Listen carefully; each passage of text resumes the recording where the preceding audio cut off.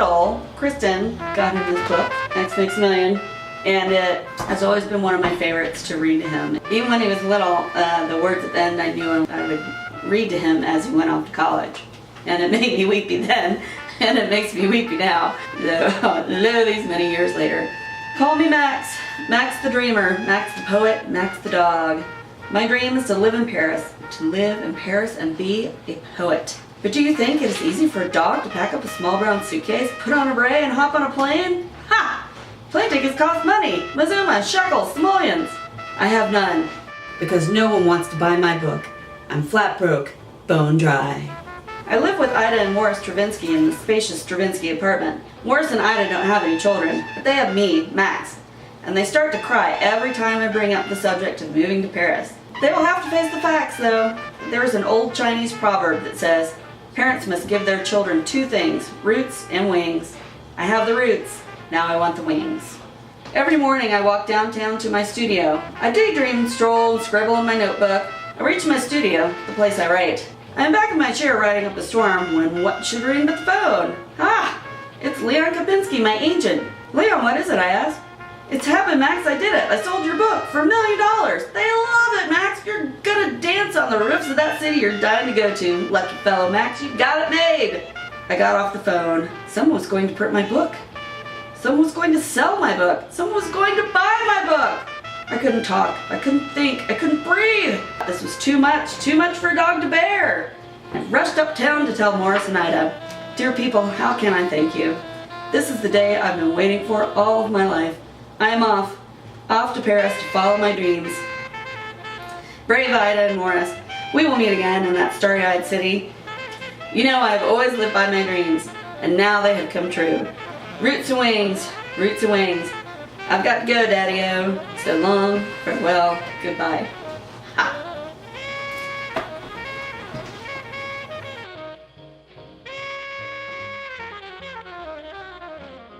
I'm Max's pop. I am Max's mom. Proud mom. I'm Max's brother, his favorite one. I'm Max Ames' grandfather. I'm his grandmother. He is my very first grandchild. I'm Max's grandpapa, one step removed. I am Max's aunt. I am his cousin, last time I checked. He is my cousin. I'm his cousin-in-law, which I don't know if is a thing. I'm a cousin of sorts. I'm his uncle. I'm one of his uncles. I'm his uncle. Max is my cousin. I am Max's aunt. Max is my cousin. My relationship with Max is born of my relationship with his parents. He just became another member of the big crew that we have. My relationship with Max is a friend and also a competitive one. He's my friend. I have known Max since the day he was conceived. I am his dirty godfather. I am a longtime friend of Max. I'm like a family friend to Max. I'm part of the Schmishkin crew, kind of auntie. Max is the son of Christina and Andrew, who I've known forever. My relationship to Max is a family friend. And I'm like his pseudo aunt. My relationship to Max is pseudo uncle. I've been in Max's life, I said, since he was born, but my wife interjected with a little carrot before he was born. My relationship with Max is a friend. He is a best friend. I have been his personal hairstylist, and it's actually more than that. I've watched him from being this little baby to this like handsome grown man. He's kind of like my child. I've taken him in. I've known Max since before he was born. Max is a family friend. Well, he is a friend. Well, I like to think of myself as kind of an absent godmother. Maybe somebody that you could rely on in the future for some spiritual guidance. Or maybe just a couch to sleep on.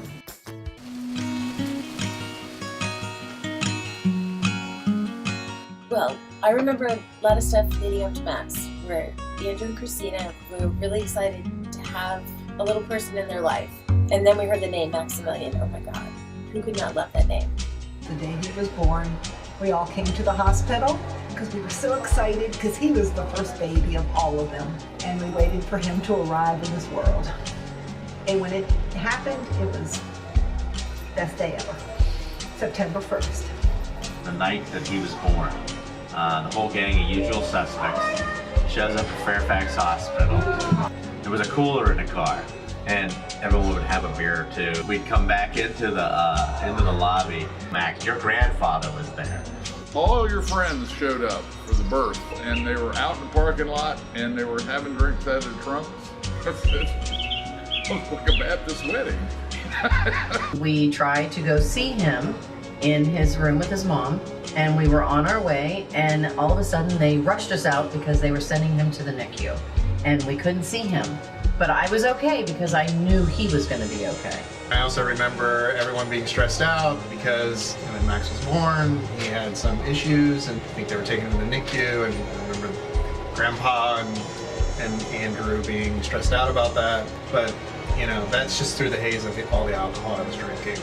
At his birth, when he came out, he was rushed over to the table and they were quiet. The doctor immediately looked at us and said, "Don't be worried, they're talking," and that's a good sign. If there was a problem, they wouldn't be talking. So then they looked at me and they said, "You need to come with us. We're taking him down to the NICU." And I ran off with you, and then I saw Ron in the hallway. He goes, "How was it? How'd everything go?" And I'm like, "I don't know yet." That was my first memory of you, seeing you in that little box. Looked like Andrew looked like he was going to have a heart attack. Calm down, you know, everything's going to be just fine. When he was first born and his dad is holding him, and basically how psyched his dad was. He was ready for fatherhood, but you could see how lucky he was to have a dad like him. When he came home, he looked so good, and there was a wonderful little picture of him. I put it in my billfold and have carried it ever since he was born. When we brought him home from the NICU, he'd been in there for about 5 days, and so we were still not quite full parenting, and we brought him home in his little carrier and his little tweed outfit, and we set him down in the living room, and we sat on the stairs and we just stared at him, kind of panicked, like, "Whoa, what do we do now? What do we do with him?" But we figured it out, and we raised a wonderful, sweet child. So, yeah.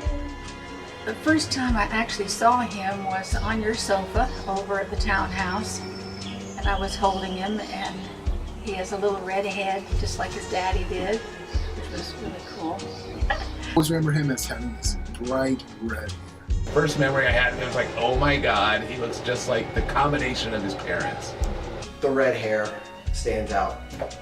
This little 2-year-old coming in the hair salon with this huge red head. I noticed he had red hair immediately, so I'm like, yeah, red hair in the family, that's cool. Christina's cute little red-headed boy. That's the file he occupies in my mind. My first memory of Max is the day that Jake was born. I didn't know what was going on. I was too young to really kind of understand. All I knew was everyone was freaking out, and I didn't have to go to school that day. My parents run outside. We end up with Max. Max is staying with us. And next thing I know, Aunt Christina is on the ground in the yard, and Max is sitting next to me, and he's in our big front window, just kind of watching all this happen, and like, what's happening to my mom? The poor thing started to freak out. He was so worried about her. He was a baby, and he had just learned how to crawl, but he crawled backwards. I thought that was odd, but I watched him crawl, and he ended up crawling under a chair, and I'm thinking to myself, how's he gonna get out of this? He got out of it by crying. I went and got him. You know? We got like a play drum set, and I remember we would take turns playing on it. That was fun. In the summertime when we were in like 4th or 5th grade, we would go to Six Flags. We probably rode every ride there at least like 70 times, 80 times. It was just a fun time. All the dog piles, just piling on top of each other and squishing each other. In the basement of your guys' house, I just remember we were playing with Nerf guns and shooting each other. And I still call him a cookie monster, is that he could smell out cookies anywhere in the house and eat them all. When we had a birthday party for Hayden, and Max must have been, I think 3. He was really fixated on these little miniature water bottles, I think because it was little like he was. Max, you were so sweet, and you on your way out, you said, "This is the best party ever." And it was just because there was the water bottle that was teeny, and I thought, oh, simple pleasures. We brought Evelyn over to his house, and he really wanted to hold Evelyn. He was like so excited, and I couldn't believe the 7 or 8 year old boy wanted to like hold the baby, and he was so good with her, and he was so awesome with her. We invited Max to go to Ocean City, New Jersey on vacation. On the way home, Chris and I decided that we were going to pack the car full of all of the beach supplies. And Max, I'll never forget, was such a trooper. He sat in the car literally like this, and I saw his little face and I said, oh my God, Chris, Max is squished, we gotta get him out. Having popsicles with him. My favorite too is a picture of all of the boys lined up on the bench, and they were eating their ice cream, and they were so cute and so young, and I just wanted to capture that forever. We were sitting out on the swing in the backyard, and we were all eating popsicles with all of the young usual suspects. When he broke the light bulb in my basement with a football, and he did it twice. When he broke the window in my playroom with a crowbar from a Superman Halloween costume. When he broke the zip line at the McMarlin's house. You know, it's one of those America's funniest videos type moments. When he broke the zip line at the McMarlin house. When he fell off the zip line and broke it at our house. He didn't really get that hurt, and he laughed too. When Max was 4, I started taking him to the Caps game, and Max was a yeller. Usually by the 3rd period, the people down in the 1st row in front of us would leave after 2 periods of Max's yelling. So we got to sit on the ice. And after about 2 years, people gave up those seats, so we moved out. I'm not saying it was Max's yelling, but in preschool, one of the moms came up to me on the playground one day, and she was like, you know, Kelly was so apprehensive when he got here, and apparently every day when he walks into class, Max goes, yay, Kelly's here! And it just made Kelly feel so good about coming to school, so I just wanted to tell you about that. Apparently he did that when everybody got into class. He was like, yay, Francesca's here! Yay, Carl's here! He was the class greeter. He was just so happy and so smiley all the time. And he was just, he's a sweet baby, my sweet baby. Whenever I came home, and no matter where in the house Max was, you could hear him go, Daddy's home! And get all excited and come run up to the door, and felt like a rock star.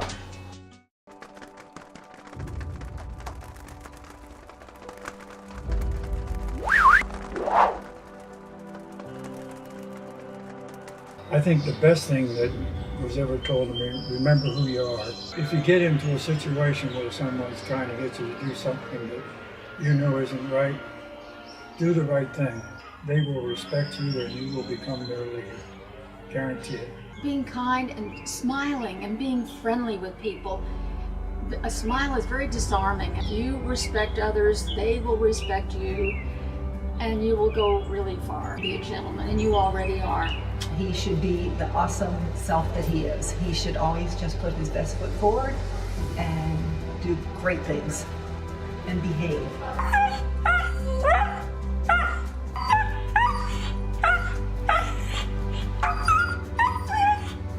Have confidence in yourself that you'll be fine wherever you go.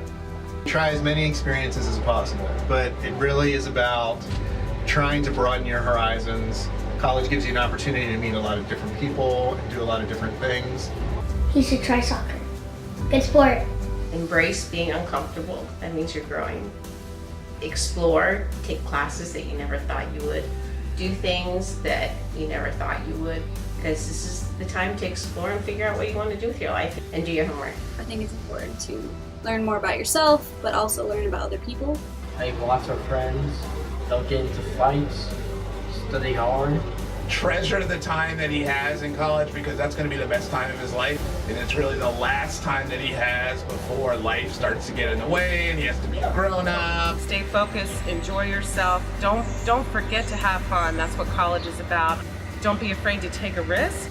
This is a new environment. This is you. This is all about you. And this is like the only time in life it's all about you. Make the most of it. Take advantage of that. And every opportunity, jump at it. A class you never would have thought of before, activity you never would have done before, do it. Nobody knows you. Nobody has these experiences of you in the past. You have the opportunity to be anything you want to be, to try anything you want to try, and to go anywhere you want to go. This is the greatest opportunity of your life. Have a lot of fun.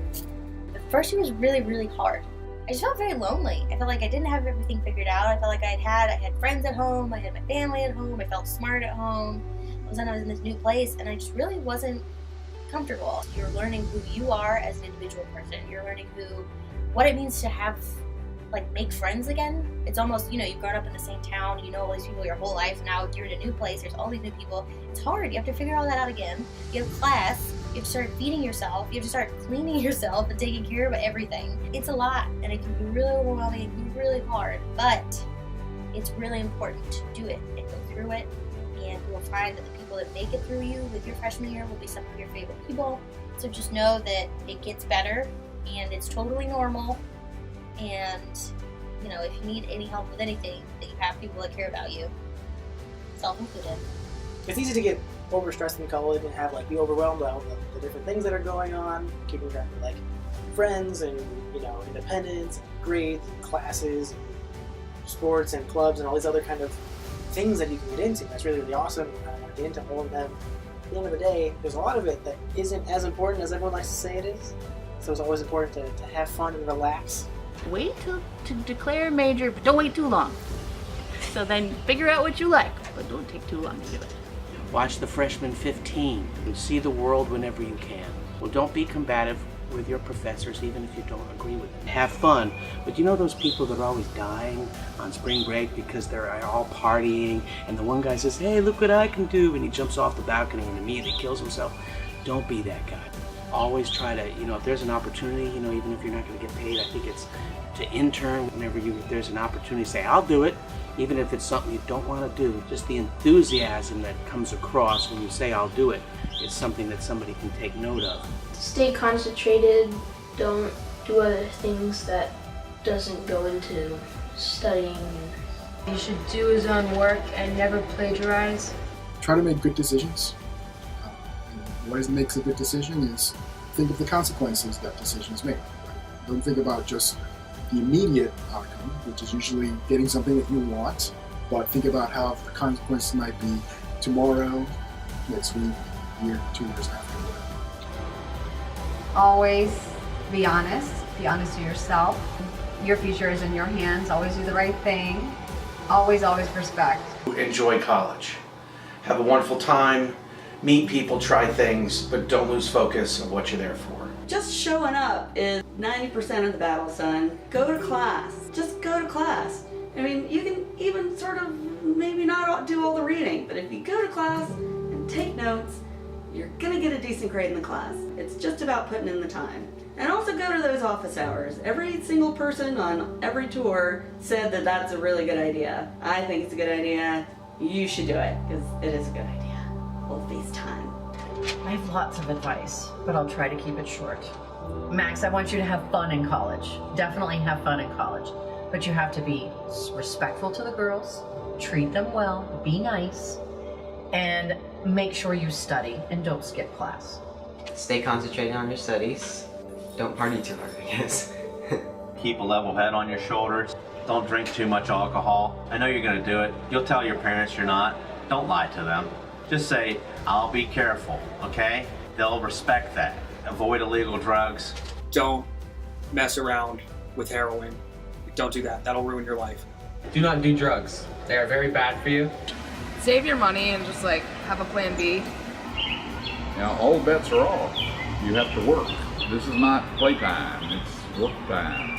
It's time to produce grades because you're going to be forming the basis for the rest of your life. Be honest, pay your bills, don't take on too much debt. Later in life, if you don't have any money when you get to the near the end of it, make sure you pay yourself first. Learn to live on 85% of whatever your salary is.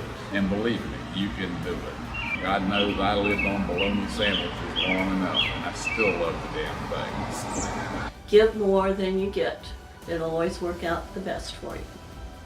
I think thinking before speaking is a good policy in general. Don't be afraid to fall in love. It's gonna hurt, I can tell you that, but it's worth it.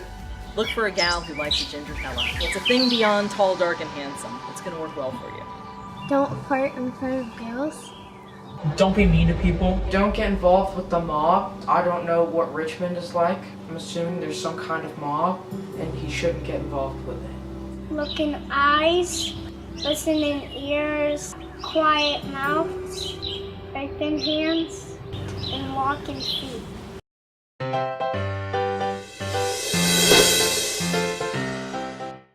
Know your strengths and know your weaknesses. Try to stay awake another hour so people don't mess with you while you're sleeping. Don't be an asshole. Definitely get your shit together and keep it together. Just keep it in the fairway. Hard work beats talent when talent fails to work. Buy low, sell high, especially with Amazon. Enjoy life, live it right. Live long and prosper. Open all of his senses and be aware of his surroundings. Don't be dumb. I got nothing. Be respectful and smile. Break a leg. Go for it. Live, laugh, love. May the road rise with you. Making mistakes is okay and learn from them. Cleanliness is next to godliness. Never lose hope. Keep your friends close and your enemies closer. Don't live your life boring.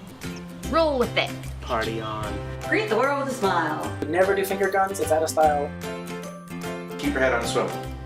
Reach for the stars. Definitely it's going to be Nathan Johnson, who said, Lord loves a working man. Don't trust Whitey. See a doctor and get rid of it.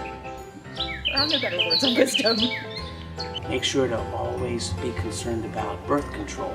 Always carry a condom. Wear a condom. Make sure you always wear protection. Always wear a condom.